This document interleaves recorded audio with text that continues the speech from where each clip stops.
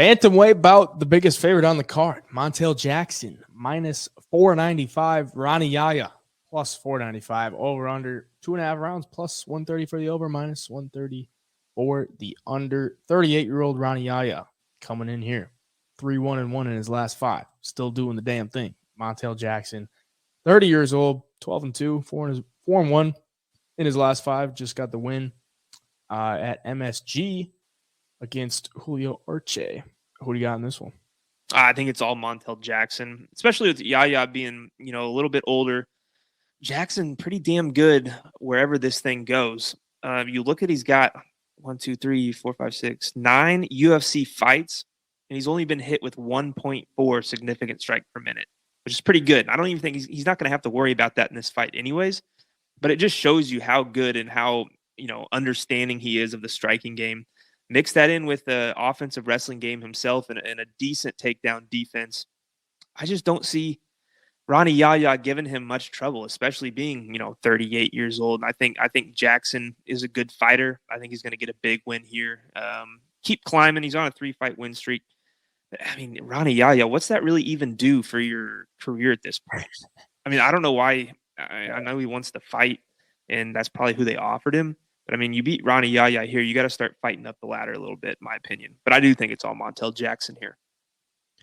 Yeah, I mean, he's a massive 135er. He's big. You look at the guys that have a frame, 5'10", 75-inch reach. And then you look at Rani Yayha, 5'6", 67-inch reach. So he's probably going to be looking pretty small compared to Montel Jackson. And if you look at the guys in the cage, you'd be like, all right, Montel, you can go after this guy, or you can just sit at range and pick him apart. But I will say this. When I look at Montel Jackson at minus 500 favorite, and I look at the ways that he's lost, he has lost to Brett Johns and Ricky Simone in the UFC. Those are his only 2 losses in his career. The reason he lost those fights is the guys were taking him down, and I don't think Montel really likes to be on his back. So I'm looking at this like Rani Yayha averages almost 3 takedowns per 15 minutes. Granted, he's 38 years old, but I mean, he's still getting them as of recently. His last fight was in November of 2021 against Kyung Ho Kong. He got 3 takedowns, won that fight by decision. Fight before that was in March 2021, got 2 takedowns, won that fight with an arm triangle. Now, are those guys Montel Jackson? Probably not. But then you just look like Rani Yayha wants to get it to the ground. And if he can get Montel Jackson on his back, he has some pretty good top pressure. Maybe he won't be able to hold him down because Montel is so damn big. But that's not a place that Montel likes to be. And that's probably where Ronnie's going to want to take it. So if he can get it there, it starts to get a little bit greasy. You're saying minus 500.